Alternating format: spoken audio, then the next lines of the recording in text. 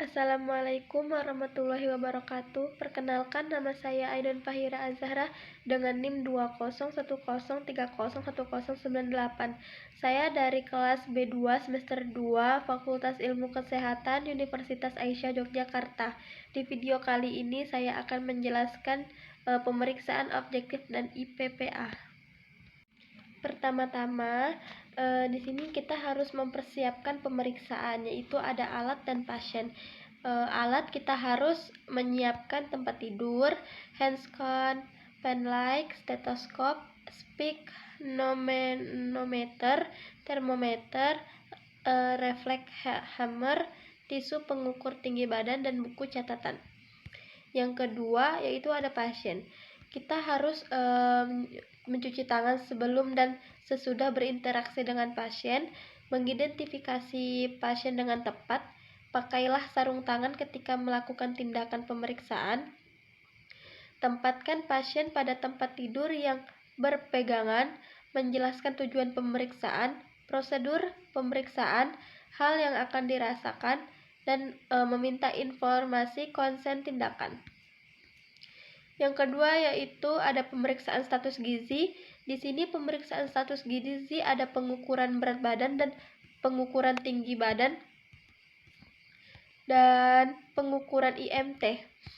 Yang pertama yaitu ada pengukuran berat badan. Pengukuran berat badan hendaknya dilakukan setelah sisa-sisa makanan di perut kosong dan sebelum makan. Letakkan alat timbangan berat badan di tempat yang datar. Sebelum melakukan penimbangan, hendaknya timbangan digital atau jarum dikalibrasi terlebih dahulu menggunakan berat standar. Setelah alat siap, mintalah subjek untuk melepaskan alas kaki, aksesoris, dan pakaian luar seperti jaket. Setelah itu, mintalah subjek dalam keadaan rileks atau tidak bergerak-gerak. Catat hasil pengukuran dalam bentuk kilogram atau kg.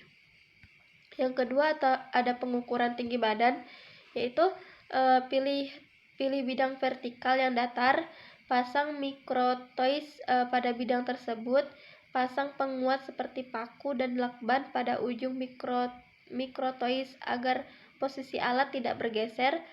Mintalah subjek yang akan diukur untuk melepaskan alas kaki dan melonggarkan ikat rambut. Persilahkan subjek berdiri tegap, pandangan lurus ke depan, kedua lengan berada di samping, posisi lutut tegak atau tidak menekuk, dan tetap tangan menghadap ke paha. Setelah itu pastikan pula kepala, punggung, bokong, betis, dan tumit menempel pada bidang vertikal atau tembok. Turunkan mikrotois hingga mengenai rambut subjek namun tidak terlalu menekan, dan posisi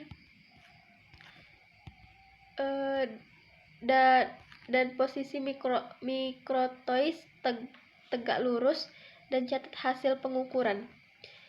Selanjutnya ada pengukuran IMT.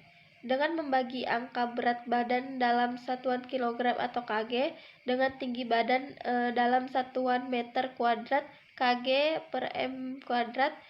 Sebagai contoh, Anda memiliki berat badan 75 kg dengan tinggi 1,75 meter atau 175 cm.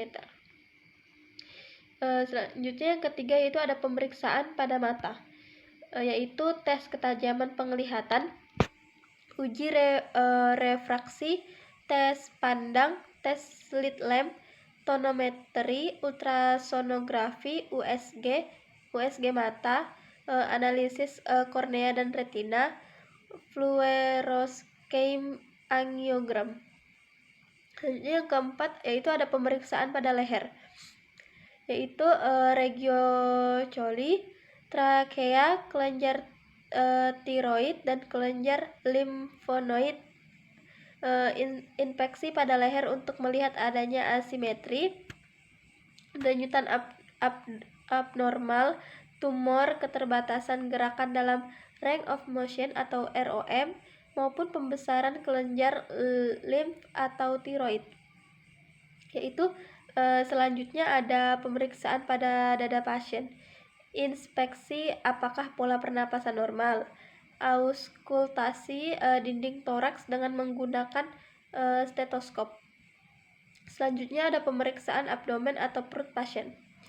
Inspeksi melihat permukaan, kontur, dan pergerakan dinding abdomen. Auskultasi memberikan informasi mengenai bising usus. Perkusi melihat distribusi gas intraabdomen.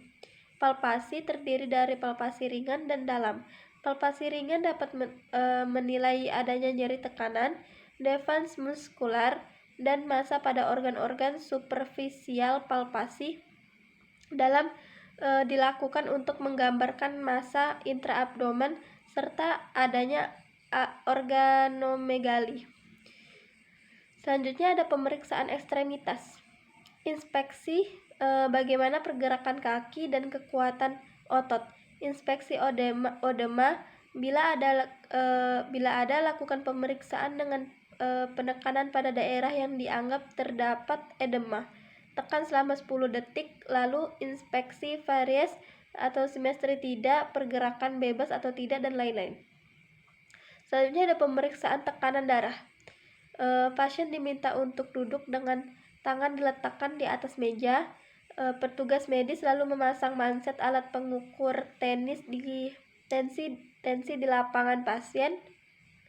Tensi di lengan pasien. Petugas medis kemudian meletakkan stetoskop pada lipatan siku pasien.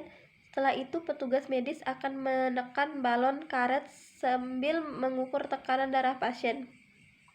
Suara seperti dentuman akan terdengar di stetoskop dan menandakan tekanan darah sistolik. Sesudah tekanan darah sistolik ditemukan, manset akan dikempeskan.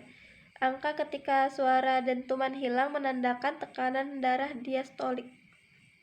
Selanjutnya ada pemeriksaan frekuensi denyut nadi, yaitu putar pergelangan tangan sehingga telapak tangan menghadap ke atas. Tempatkan jari telunjuk dan jari tengah di pergelangan tangan bagian dalam yang dilewati pembuluh darah arteri. Hitung denyut nadi selama 60 detik. Selanjutnya ada pemeriksaan frekuensi pernapasan, yaitu kita meminta penderita melepas baju atau duduk berbaring, melakukan inspeksi atau melakukan palpasi dengan kedua tangan pada punggung atau dada untuk menghitung gerakan pernapasan selama 1 menit. Gerakan naik, inhalasi. Gerakan turun, ekhalasi. Dihitung 1 frekuensi napas. Melaporkan hasil frekuensi napas per menit. Selanjutnya ada pengukuran suhu tubuh. Membersihkan dengan tisu atau cucilah dalam air dingin bila disimpan dalam disinfektan, serta bersihkan dengan lap bersih. Memegang ujung termometer yang tumpul dengan ibu jari dan jari kedua. Turunkan tingkat air raksa sampai angka 35 derajat Celcius. Membuka lengan pasien dan membersihkan keringat pasien dengan handuk yang kering atau tisu. Menempatkan ujung termometer yang berisi air raksa pada apek fossa aksilaris kiri dengan sendi bahu adduksi maksimal, lalu menurunkan lengan dan silangkan lengan bawah pasien ke atas dada. Sedangkan pada anak, pegang tangannya dengan lembut, menunggu 3-5 menit, kemudian lakukan pembacaan. Mengangkat termometer dan bersihkan dengan soft tissue atau lap bersih dengan gerak rotasi. Menurunkan tingkat air raksa kurang dari 0 derajat Celcius. Mencuci tangan dan menginformasikan ke pasien dan catat hasil pemeriksaan pada buku. Selanjutnya ada rapikan pasien. Setelah kita itu membersihkan dan membantu pasien setelah pemeriksaan. Alatnya, membereskan alat yang digunakan. Sekian penjelasan objektif dan IPPA dari saya. Kurang lebihnya saya mohon maaf. Saya akhiri dengan wabillahi taufiq wal hidayah. Wassalamualaikum warahmatullahi wabarakatuh.